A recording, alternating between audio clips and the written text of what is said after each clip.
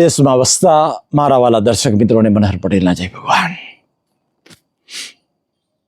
મિત્રો, 14મા અધ્યાય ગુણત્રય વિભાગ યોગ, એની અંદર ભગવાને સત્વ, રજસ અને તમસ ત્રણ પ્રકૃતિના ગુણો જીવને પ્રકૃતિમાં બાંધે છે.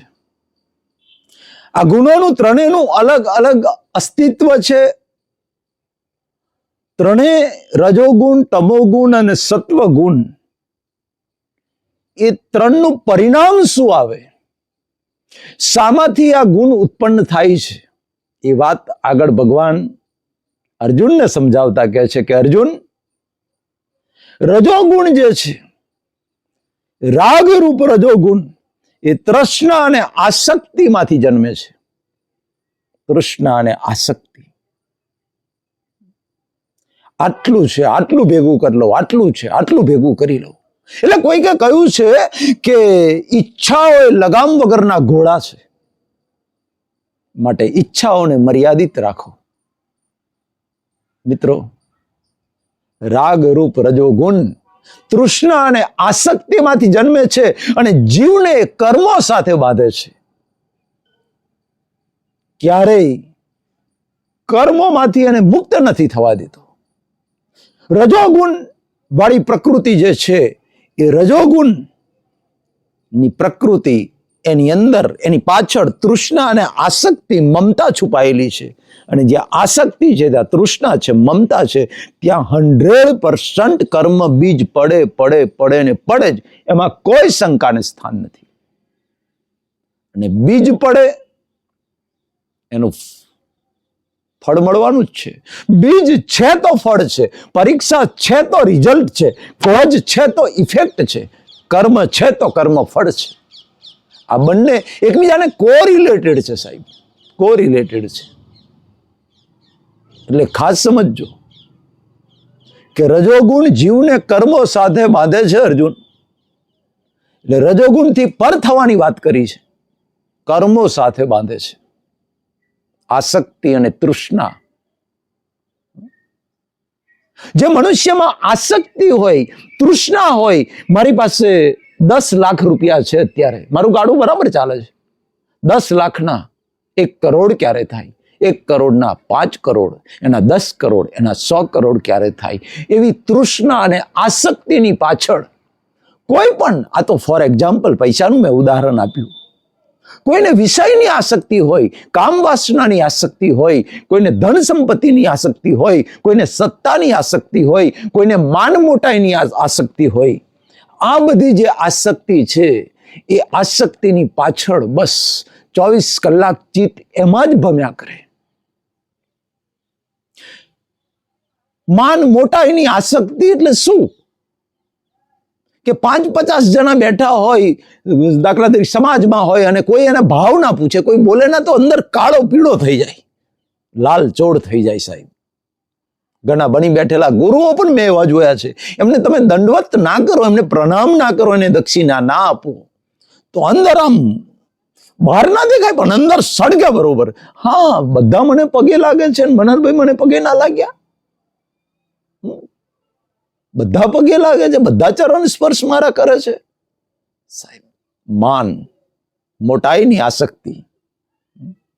મારા આટલા શિષ્યો છે, હજારો મારા શિષ્યો છે, હજારો આશ્રમો છે. હું કહું, મારા એક બોલ ઉપર આ હજારો શિષ્યો મારા નાચવા લાગે છે. જેવી રીતે મોરલી આગળ ફણીધર નાગ નાચતો હોય, એવી રીતે મારા એક વાક્ય ઉપર, એક શબ્દ ઉપર આ લોકો આફરીન થઈ જાય, નાચવા લાગે.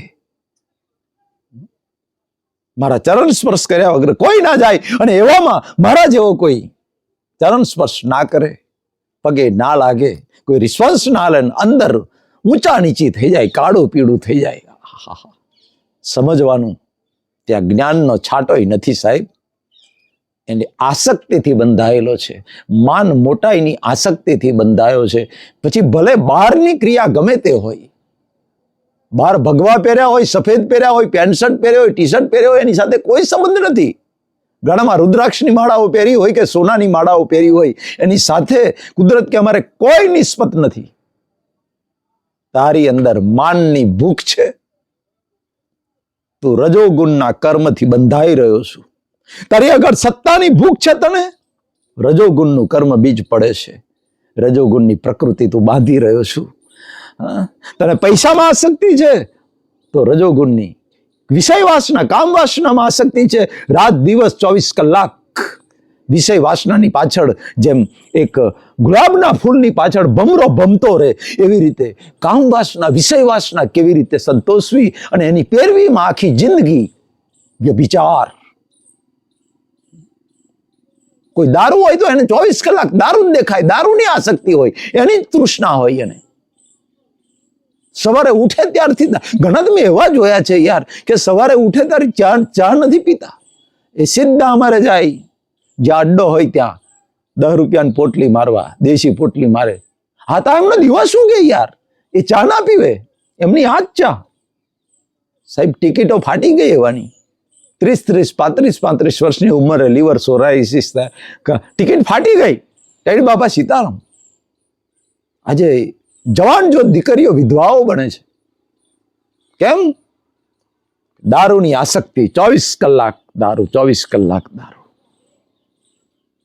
આ બધાની આસક્તિ સાહેબ, એ ભગવાન કે છે કે અર્જુન, એ રજોગુણ છે.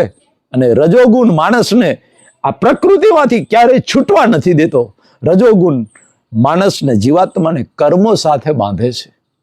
અને કર્મોથી બંધાય છે એટલે કર્મ નથી, કર્મના બીજથી જે બંધાયો એ આવતા ભવે એને એ કર્મ બીજનું ફળ કુદરત જે નક્કી કરે છે, એ ફળ ભોગવવા માટે એને બીજો અવતાર લેવો પડે, બીજો જન્મ લેવો પડે. બીજા ભાવમાં પાછી આસક્તિ હોય, તૃષ્ણા હોય, આ જ રીતે હોય, જ્ઞાનનો છાંટોય ના હોય, એટલે એ જ કર્મો પાછા બીજ નાખ્યા ભોગવવા ત્રીજો અવતાર લેવો પડે. એમ જન્મ મરણ, કર્મ બીજ કર્મ ફળ, કર્મ બીજ કર્મ ફળ, કોઝ ઇફેક્ટ, કાર્ય કારણ, કારણ કાર્ય, કારણ કાર્ય, કારણ કાર્ય. આ ઘટમાળ સાહેબ ચાલ્યા જ કરે, ચાલ્યા જ કરે, ચાલ્યા જ કરે.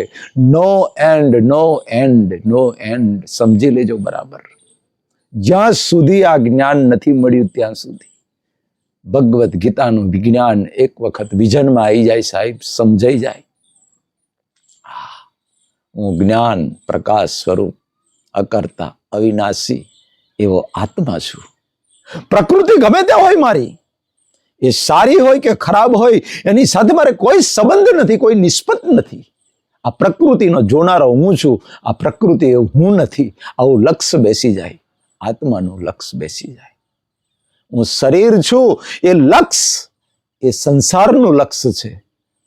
અને હું આત્મા છું એ મોક્ષનું લક્ષ્ય છે, અધ્યાત્મનું લક્ષ્ય છે. મિત્રો, બહાર ગમે તે પ્રકૃતિ ઉકલતી હોય પણ અંદર 24 કલાક ને હોય.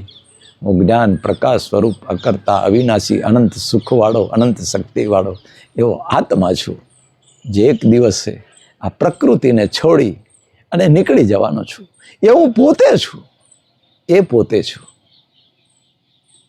આ લક્ષ્ય જ્યારે બેસી જાય ત્યારે એને ત્રિગુણાતીત કહેવાય. ત્યારે પછી ઉકલતી જે પ્રકૃતિ રજોગુણની હોય, સત્વગુણની હોય કે તમોગુણની હોય, એની સાથે કોઈ સંબંધ નથી. એ પ્રકૃતિ ખરી પડે છે, ખરી પડે છે. જો આત્માના લક્ષ્ય સાથે માણસ જીવતો હોય તો જે પ્રકૃતિ નીકળે છે એ ખરી પડે છે. કારણ કે એ દરેક ક્રિયાની પાછળ તૃષ્ણા કે આસક્તિ નથી, એને રાગ નથી એની પાછળ, અને દ્વેષ પણ નથી. એટલા માટે એ જે નીકળતી પ્રકૃતિ છે, ગુસ્સો થઈ ગયો મનહરભાઈથી, એક છોકરાએ ભૂલ કરી, વિદ્યાર્થીએ ભૂલ કરી એટલે શિક્ષકની પ્રકૃતિ છે. વિદ્યાર્થી ભૂલ કરે કે કંઈક બગાડે, ગમે તે આડું પગલું ભરે તો શિક્ષકની પ્રકૃતિ લઈને આવ્યો છે એટલે શિક્ષક ગુસ્સે થઈ જાય, એને 2 શબ્દો કહી દે. એ પ્રકૃતિનો વાંધો નથી, પણ અંદર ગુસ્સો કરનાર મનહરભાઈ અને હું, તો આ ગુસ્સા કરનારાથી હું જુદો છું એવું લક્ષ્ય હોય કે આ તો પ્રકૃતિ નીકળી. એને એક્ઝેક્ટ બટ નેચરલ પ્રોસેસ, માત્ર ને માત્ર કુદરતી પ્રક્રિયા એને જુએ, કુદરતી સંજોગ જુએ. બાળકનું અવળું પગલું ભરવું, વિદ્યાર્થીનું અવળું પગલું ભરવું, મનહરભાઈની પ્રકૃતિને ગુસ્સે થવું, એ હિસાબ છે. હિસાબ ઉકલતો હિસાબ છે, ઉકલતો હિસાબ. જ્ઞાન હોય તો નવો વીટવાનો નથી. આત્માનું લક્ષ્ય હોય તો નવો હિસાબ ના વીટાય, એ ઉકલીને એનું રિઝલ્ટ આપીને પૂરું થઈ જાય. પણ અજ્ઞાન છે, અજ્ઞાન છે, આસક્તિ છે, તૃષ્ણા છે, એટલે નવા બીજો એની પાછળ પડે છે, નવા બીજ પડે છે. અને નવા બીજ પડે છે એટલે નવો જન્મ ઊભો થાય છે. નવો જન્મ ઊભો થાય છે એટલે એ જન્મનું નવું મરણ ઊભું થાય છે. અને આ ઘટમાળ ચાલ્યા જ કરે, ચાલ્યા જ કરે, ચાલ્યા જ કરે. મિત્રો કહું છું, મનુષ્ય દેહ મળ્યો છે, આ સત્તા, આ ઘટમાળમાંથી છૂટવાની સત્તા મને તમને કુદરતે આપી છે. આ સત્તાનો ભરપૂર ઉપયોગ કરી લો. શ્વાસ બંધ થઈ જાય એ પહેલા, શ્વાસ બંધ થઈ જાય એ પહેલા સત્તાનો ઉપયોગ કરી લો. કારણ કે હું તો એ સત્તાને સમજી ગયો છું અને હું તો એ સત્તાનો ઉપયોગ કરવા માંડ્યો છું. સાહેબ, જેટલું રહેવાય એટલું આત્માના લક્ષ્યમાં રહું છું, પુરુષાર્થ કરીને રહી શકું છું. આપ પણ પુરુષાર્થ કરી તો આ રજોગુણ જે છે, જે મનુષ્યને કર્મોમાં બાંધે છે, એનાથી આપણે મુક્ત થઈ શકીશું. મિત્રો, ત્રિગુણાતીત થવું હશે તો રજોગુણથી પણ મુક્ત થવું પડશે, તો જ ત્રિગુણાતીત થવાય. અને ત્રિગુણાતીત થયા વગર મુક્તિની કલ્પના કરવી એ સાહેબ હવામાં બાચકા ભરવા બરોબર છે. ક્યારેય ના મળે ત્રિગુણાતીત થયા વગર. 3 ગુણોને છોડવાના નથી, 3 ગુણોથી પર થવાનું છે, 3 ગુણોની પ્રકૃતિથી જુદા થવાનું છે. 3 ગુણોની પ્રકૃતિને છોડી નથી દેવાની, પણ એનાથી જુદા રહેવાનું છે.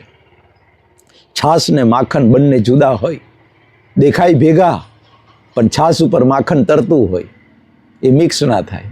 બસ એવી રીતે પ્રકૃતિથી આપણે જુદા રહેવાનું છે. મિત્રો, આગળ સત્વગુણ વિશે વાત કરે છે, એ આવતીકાલે જોઈશું. પરમપિતા પરમાત્મા મારા વાલા દર્શકોને લાભ, નિરોગી આયુષ્ય આપે. હૃદયથી પ્રાર્થના. મનોહર પટેલના જય ભારત, જય હિન્દ, જય ગુજરાત.